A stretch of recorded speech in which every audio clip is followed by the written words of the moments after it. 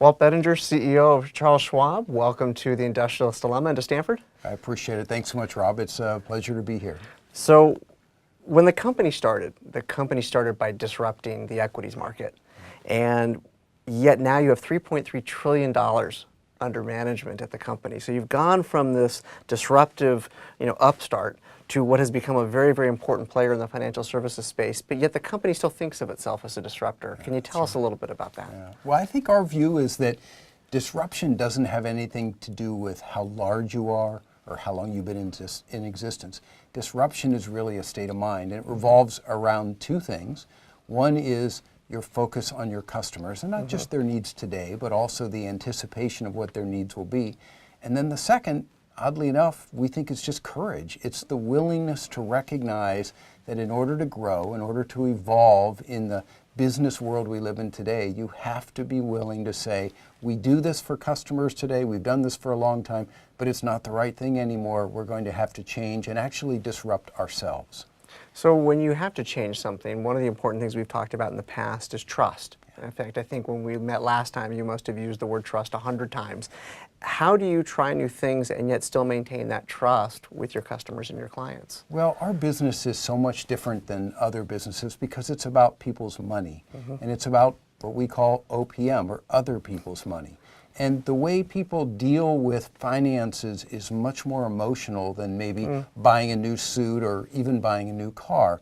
And the other thing you have to bear in mind when you're dealing with money is that the markets don't just go up. They go down too. And so unlike, say, a traditional retail model or a web-based model, we're going to have our clients disappointed maybe 40% of the time when the markets move down. And so trust has to be at the core of the services we provide so that they believe and stay invested and help themselves in the long run by being in the market even though there are ups and downs.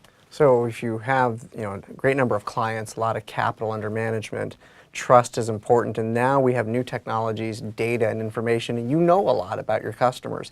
How do you take data and use it in your business in a way that helps build trust, and what are the risks that you've seen where it hasn't gone maybe as you anticipated? Sure. Well, we do have a lot of data, a lot of information on our clients. What we want to do with that information is find better ways to serve them, to serve their needs. What we don't want to do is use that data in a manner that undermines the trust that we just finished speaking about. And that can be complicated because oftentimes we can know things about our clients that maybe others don't know. If they, for example, go to our website to the life event section and click on divorce, we might know something before their spouse does. And so what we do with that information to ensure that it's both held confidentially but also used to serve them, not sell, is very, very important in the building of trust.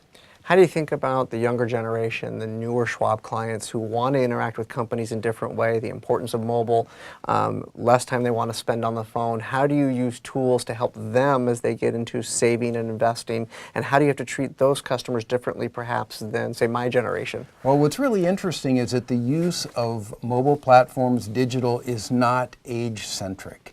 We actually have customers in all age ranges up into the 90s who are on their mobile devices, on the web, interacting with us in a more digital manner. What we want to try to do is use technology to better serve our clients in the areas where they don't want to necessarily speak to someone. They can process something faster by just doing it in a digital or in an online manner. But we also want to make sure that there's not a trade-off so that our clients can always speak to us about things that are important to have a live person having a conversation with. So in the early days of Schwab, the company was a technological innovator and built its own back end for trades and everything else. And now in today's world, managing as large of an organization as you are, how do you decide what technologies that Schwab wants to invest in and keep in-house, and where do you want to look to partner with other outside organizations, and what are things that might impact your companies that might not impact other large companies and partnerships? Yes. Well, the challenge with technology is it's increasingly difficult, we view, to create sustainable differentiation on technology. What one organization can build, other organizations can build quite similarly. And so we leverage technology partners in areas that we consider more commoditized. And the type of work we do in-house is things that we think are unique to us in creating unique capabilities. One of the other dilemmas in an industry like ours, which has such stringent oversight from a federal regulation standpoint is anyone we partner with really has to have the same level of regulatory oversight that we do. And that rules out a lot of technology companies for us to try to do business together with. So as you look forward the next 5 to 10 years, and you think about all the changes that you've seen in the business, you've now been with the company over 20 years since they acquired your first company. What do you think about over the next 5 to 10 years? What are the top 2 or 3 things that are keeping you up at night?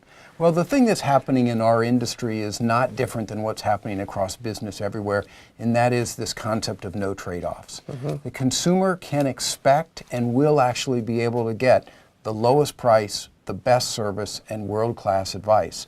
That's not what has historically been the way the world operated in the investment services arena, that you made a trade-off historically. I can have low cost, but I may not get the best service, or I can have great advice, but boy, am I going to pay a premium to get it. All those walls are breaking down, and the consumer is going to be able to get everything that they might desire without trade-offs. Frankly, we think they get that today at Schwab, and that's partly why we've been acquiring market share as rapidly as we have. So one final question, why is Schwab able to do that when other companies can't, be it the old line wirehouses or the new upstarts that are coming up in the fintech space? How are you and your organization able to be successful where others haven't been? Well, I think there's a lot of companies that have successful models that work for them, but ours is a bit unique. We combine tremendous scale with well over $3 trillion in client assets, tremendous efficiency, operating at a fraction of the cost of any of our publicly traded competitors. We don't have legacy infrastructure, for example, high-paid salespeople, things of that nature. And of course, we've always been, as you mentioned from the beginning, technology-driven. And so we're in this constant effort to figure out ways to use technology to be more efficient, enhance service, but also lower our costs. And then the last thing, we're always willing to share it back with our clients. Last year alone, we voluntarily reduced our pricing to clients to the tune of about 5% of our overall revenue, and yet still grew revenue in the mid-teens. So really you are trying to be in that one quadrant where you're the low-cost leader and the high service provider. I think that's the only way organizations win going forward in our business society. You're going to have to be the no trade-offs companies to really be the big winners. Walt, thank you so much for coming to Stanford, and thank you for coming to our class. It's an honor to be here. Thanks so much. Pleasure to have you. Thanks.